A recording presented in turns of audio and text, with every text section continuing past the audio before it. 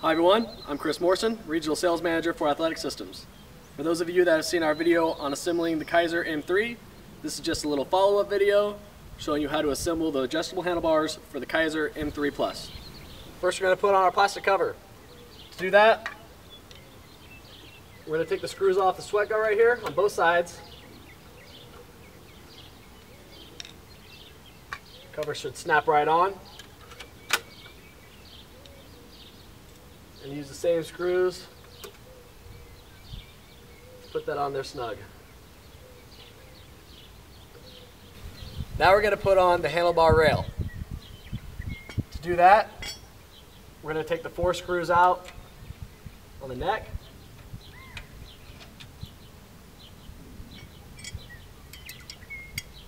We're going to put the same 4 screws in to attach the rail.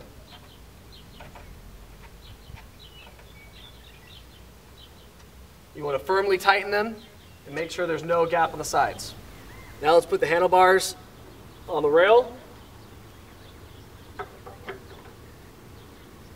we'll put on our stud and spacer, making sure the back of the spacer faces the back of the rail.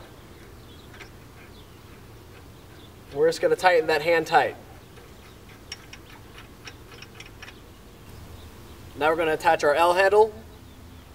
We're going to put a little Loctite on our Allen bolt. You're going to attach it, making sure it's pointing outward away from the bike.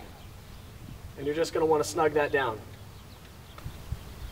Lastly, what you're going to want to do is make sure the handlebars move easily, but tighten down firmly. These ones seem all right. If you have any other questions, you can give us a call at 866-206-9005, or you can reach us at athleticsystems.com.